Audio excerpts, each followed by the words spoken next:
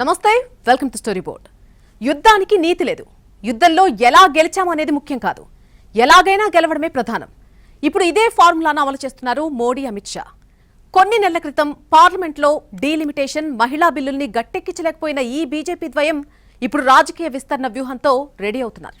బెంగాల్లో టీఎంసీ, ఢిల్లీలో ఆప్, మహారాష్ట్రలో యూబీటీ శివసేన విలీనం ద్వారా పార్లమెంట్లో 2/3 మెజార్టీకి ప్రయత్నాలు చేస్తున్నారు.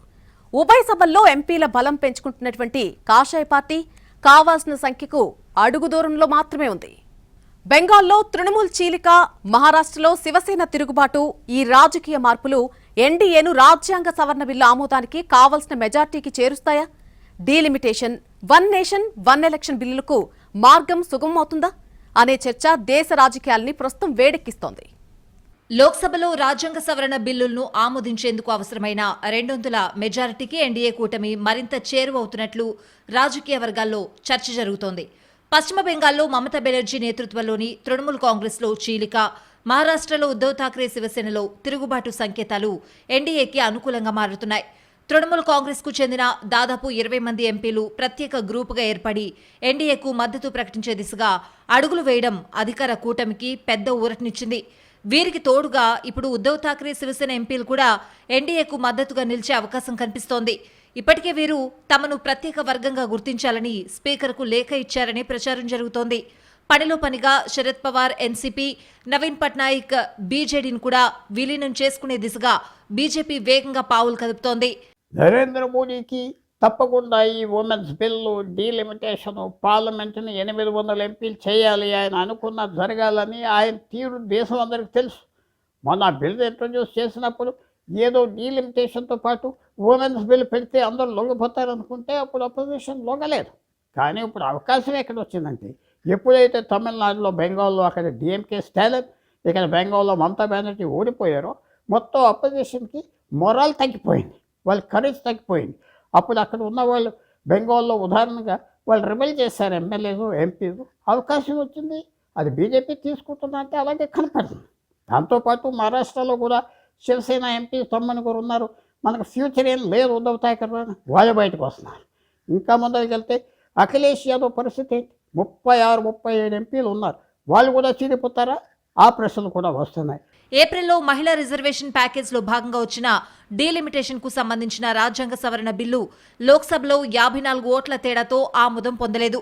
అయితే తాజా రాజకీయ పరిణామాల తరుణంలో అదే బిల్లు మళ్లీ ప్రవేశపెడితే ఆమోదం పొందే అవకాశం ఉందని రాజకీయ వర్గాలు అంచనా వేస్తున్నాయి.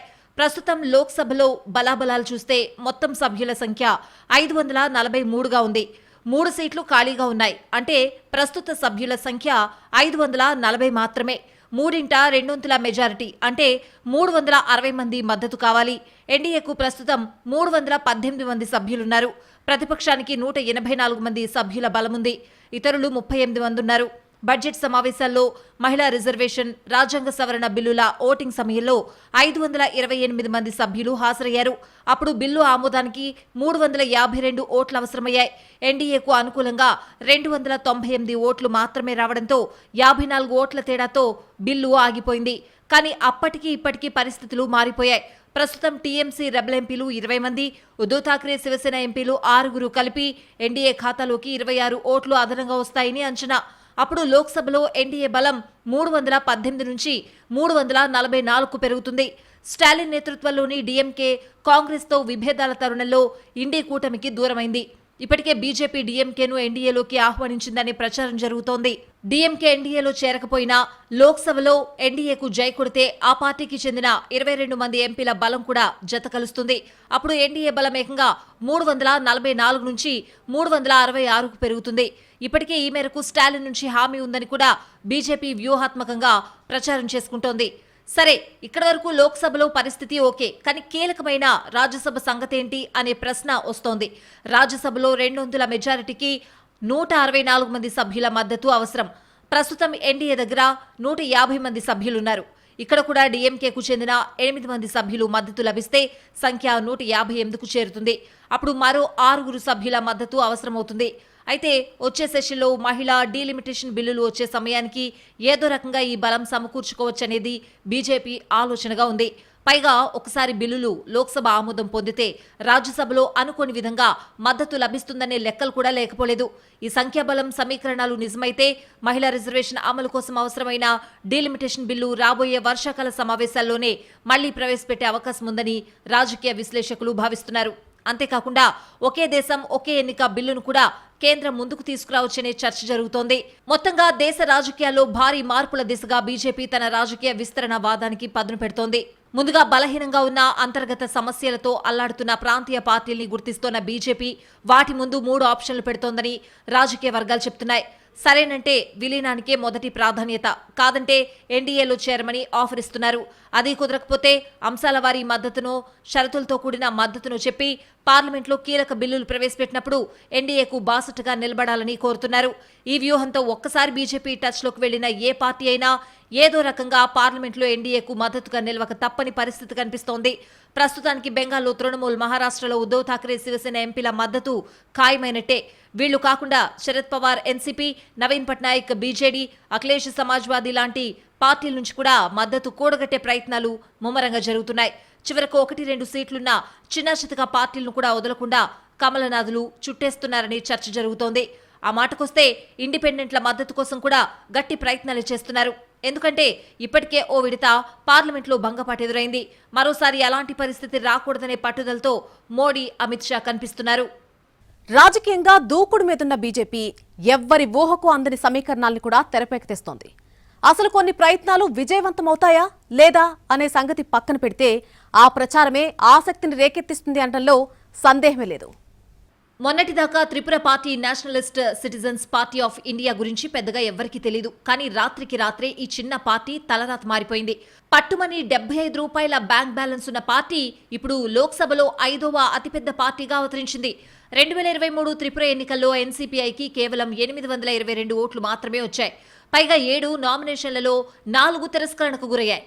ఎన్నికల సంఘం రికార్డుల ప్రకారం ఈ పార్టీకి వచ్చిన మొత్తం విరాళాలు కేవలం 1.13 లక్షలు మాత్రమే. ఈ తరుణంలో 20 మంది టీఎంసీ రెబల్ ఎంపీలు ఎన్సీపీఐలో విలీనమయ్యారు. తాము ఇకపై ప్రధాని నరేంద్ర మోడీ ఎన్డీఏతో కలిసి పనిచేస్తామని ఆ రెబల్ ఎంపీలు ప్రకటించారు. ఈ మొత్తం ఆపరేషన్ను పార్టీ ఫిరాయింపుల నిరోధక చట్టంలోని 3/2 వంతుల నిబంధనను ఉపయోగించి చాలా వ్యూహాత్మకంగా అమలు చేశారు. దీనివల్ల 20 మంది ఎంపీలపై అనర్హత వేటుపడే ముప్పు పూర్తిగా తప్పింది.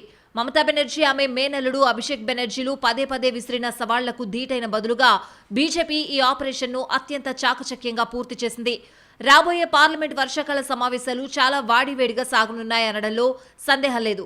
ఉత్తరప్రదేశ్ రాజకీయాల్లో సమాజ్వాదీ పార్టీ టార్గెట్గా యూపీ పంచాయతీరాజ్, మైనార్టీ సంక్షేమ శాఖ మంత్రి సుహేల్ దేవ్, భారతీయ సమాజ్ పార్టీ అధినేత ఓం ప్రకాష్ రాజ్భర్ చేసిన వ్యాఖ్యలు మరింత దుమారం రేపుతున్నాయి. అఖిలేష్ యాదవ్ నేతృత్వంలోని ఎస్పీలో భారీ చీలిక రాబోతోందని, ఆ పార్టీ నేతలంతా బీజేపీలో చేరేందుకు లైన్లో ఉన్నారంటూ ఆయన చేసిన ట్వీట్ను తాజాగా సమర్థించుకున్నారు. సమాజ్వాదీ పార్టీ మొత్తం బీజేపీలో చేరడానికి సిద్ధంగా ఉంది. ఇప్పటికే ఎస్పీ అగ్రనేత రామ్ గోపాల్ యాదవ్ కేంద్ర హోంమంత్రి అమిత్ షాకు ఒక లేఖ సమర్పించారని రాజ్భర్ ఆరోపించారు.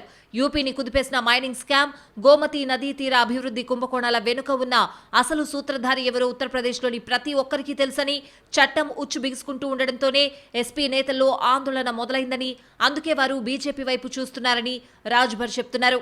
One nation one political party వైపు దేశాన్ని తీసుకెళ్తున్నారా అన్న ఆందోళన కలుగుతోంది. సో ఎందుకు ఉత్తరప్రదేశ్ ఇంపార్టెంట్, దీనికి రీజన్స్ కూడా ఉన్నాయి. సమాజ్వాదీ పార్టీ టార్గెట్ కావటానికి అవకాశాలు చాలా ఉన్నాయి. ఎందుకంటే భారతదేశ రాజకీయాల్లో ఇప్పుడు అత్యంత శక్తివంతమైన ప్రాంతీయ పార్టీ ఎస్పీ. కాంగ్రెస్ తర్వాత పార్లమెంట్లో అత్యధిక సీట్లున్న పార్టీ ఎస్పీ. ఎస్పీకి 37 ఎంపీస్ ఉన్నారు లోక్సభలో, రాజ్యసభలో కూడా సభ్యులు ఉన్నారు.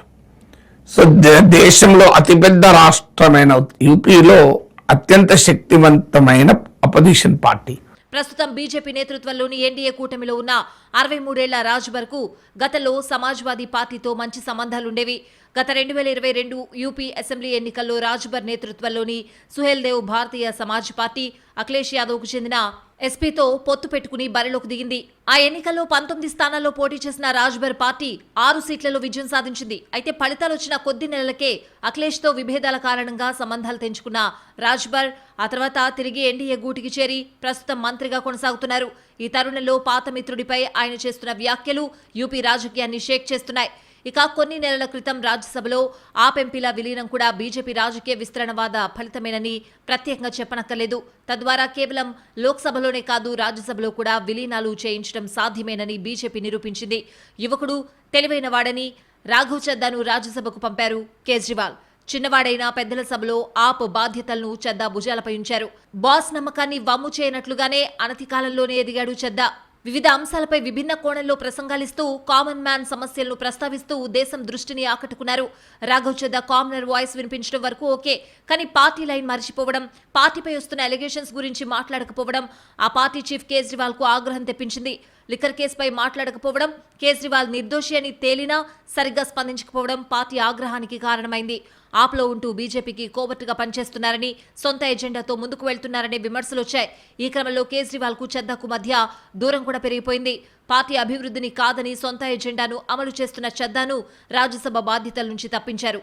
రాజ్యసభలో పార్టీ పక్ష నేతగా రాఘవ్ చద్దాను తొలగించిన ఆప్ ఆ స్థానంలో అశోక్ మిట్టల్ అనే మరో ఎంపీని కూర్చోబెట్టింది. చద్దా నిర్వర్తించిన బాధ్యతలు చూసుకోవాల్సిందిగా, రాజ్యసభలో పార్టీ తరపున గట్టిగా మాట్లాడాల్సిందిగా ఆయనకు అవకాశం ఇచ్చింది.